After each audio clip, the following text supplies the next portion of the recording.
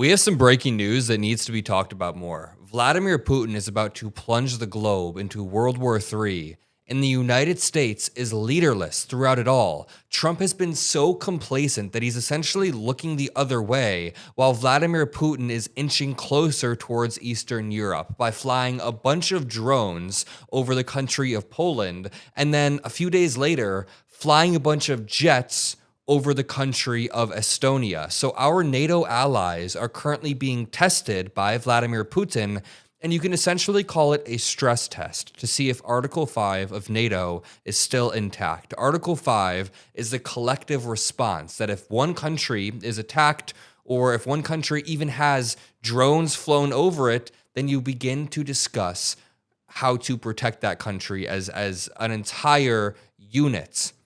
But Vladimir Putin has realized a flaw in this. If he can continue to push, slowly stress test, and not get a strong, decisive reaction from the West, from people like Donald Trump, from other leaders throughout Europe, then he essentially can someday invade.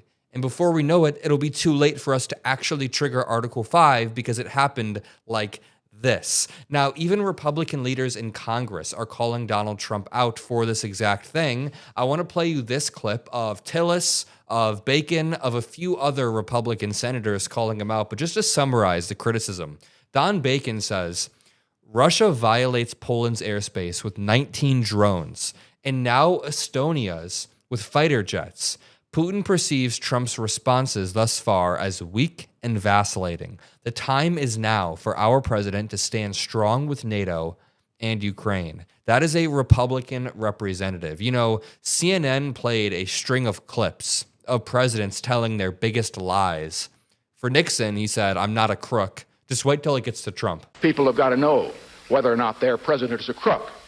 Well, I'm not a crook. We did not, repeat, did not trade weapons or anything else for hostages. I did not have sexual relations with that woman. I have nothing to do with Russia. Haven't made a phone call to Russia in years.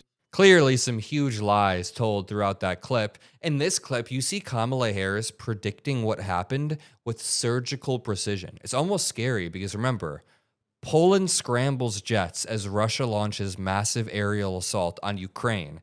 This only happened less than a week after Poland had to intercept Russian drones over their airspace. So Russia has been testing Ukraine, Poland, Estonia, and by proxy, the United States to see if we'd respond. Well, guess what? Kamala Harris predicted that we wouldn't. Putin would be sitting in Kyiv with his eyes on the rest of Europe, starting with Poland. And why don't you tell the 800,000 Polish Americans right here in Pennsylvania how quickly you would give up for the sake of favor and what you think is a friendship with what is known to be a dictator who would eat you for lunch. I mean, that was really, really spot on. Not only is Donald Trump being eaten for lunch, but Trump thinks Putin is his friend and is therefore letting him get away with so much. Now, I've been having a debate with you all in my audience for a while now, in the comment section and in my emails, where we try to figure out why is Donald Trump so blind or so loyal to Vladimir Putin? A lot of people in my emails think that Russia has P-tapes on Donald Trump, or Russia is sending Trump payments, or there's this long-term plan for Trump Towers in Russia. But I actually don't even think it's that complicated. I think it's a lot more simple than that. And here's the theory that I propose. It comes from Vlad Vexler, and it's just a theory of Trump's narcissism. Like, the narcissistic part can explain it all. If you go back to January 6th, narcissism can explain a lot of that. Trump's inability to accept a loss. When it comes to Vladimir Putin, Trump genuinely thinks that Vladimir Putin is his friend. He looks up to Putin and views Putin as a source of narcissistic supply, as Vlad Vexler says. This narcissistic supply essentially gives Trump validation. It gives him a little head rush. It gives him the buzz that he needs to continue going. He gets that from leaders that he views as strong. He thinks that Putin is strong. He thinks that Xi Jinping and Kim Jong-un are strong. On the flip side, he looks down on leaders that he thinks are weak. When Zelensky came to the Oval Office way earlier in the year and got yelled at, that's because Trump viewed Zelensky as weak. He viewed Zelensky as somebody who is in a position not of strength, but of weakness. Therefore, you can demean him. So once you begin to look at this worldview of Trump, he sees everything through his narcissistic lens. You then realize he thought that Putin would make a deal just for him. Trump wants this war to end because it looks bad when it doesn't end for him. It looks like he's an idiot who can't end the war. But he thought it would end because Putin would just do him a favor or cut him a deal. Even if that were true, the problem there would be that Putin is not a good faith actor and he would just go back on his word. The only way to end this are through long-term security guarantees. And I want to show you the moment that Republicans even admit that Donald Trump is being played by Putin. They literally say it. Russia's playing, really playing us like a piano right now. He's gotten everything he wants. He's gotten access to the president with a red carpet reception. I think it is time to move on Russia's sanctions. President Trump wants to make sure that he is giving every opportunity for peace to get this war resolved, but Putin is playing him right now, and I think the president understands that. He's been weak on Russia. I think he's been great on Iran, but he has been terrible on Russia. He is unable to call Putin out as the invader and have a more moral clarity about who's at fault in this war. That was Don Bacon at the end there. He's the one that sent out this tweet that said, Russia violates Poland's airspaces with 19 drones, now Estonia's with fighter jets. Putin perceives Trump's response thus far as weak and vacillating. This is now time for our president to stand strong with NATO. And I could sit here and I could criticize all of these Republicans for, taking way too long to speak up, for giving weak responses when they do speak up. Those are valid criticisms, and I will make them. Those are all true. But at the same time, I just want any Republican to use the leverage that they have available to call out what is happening, because the United States is a powerful country. Trump stumbled on to one thing that was true, and it's that we do have leverage economically and militarily, but he's using it with tariffs on our allied countries and allied alliances. He's tariffing all of the EU to try to get silly concessions after tariffing Canada and Mexico. He's using our leverage like an idiot who only wants to benefit himself. He's not using any of our leverage when it comes to Russia, and that's what Joni Ernst and Don Bacon are saying. It's time to use any leverage that we have.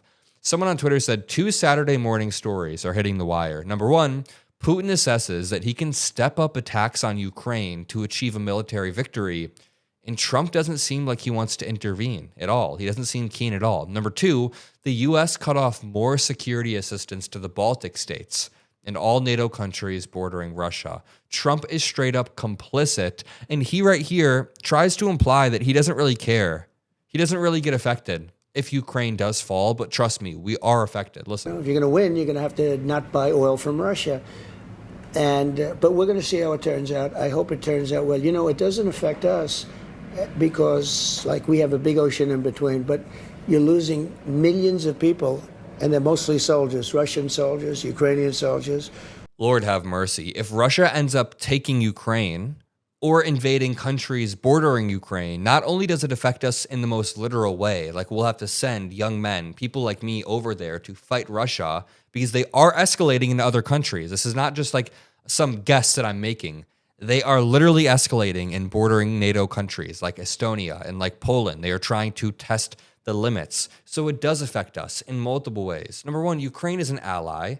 Number two, that ally is the breadbasket of the world and provides a lot of grain for the entire world. Number three, we don't want to set the precedent that Russia or China or other countries can just invade their next door neighbor. Number four, if NATO is dead, if the collective defense is dead, Russia continues to invade through Europe.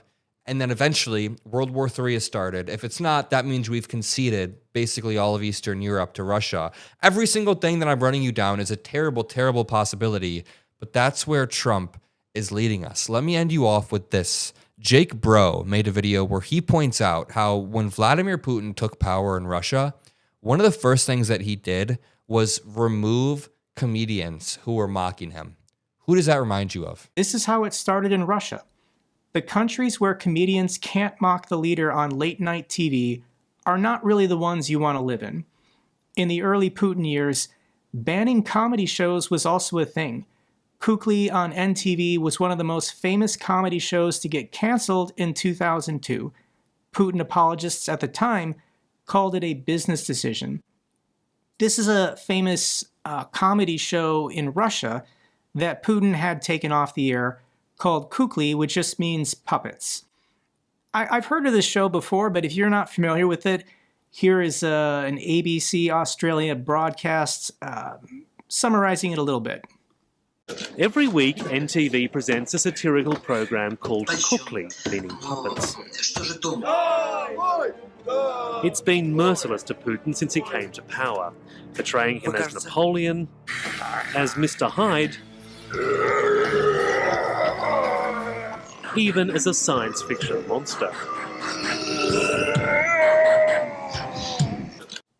These were comedians using puppets to mock the president of Russia, and Putin hated being made fun of, so he had this TV show taken off the air. Who does that remind you of?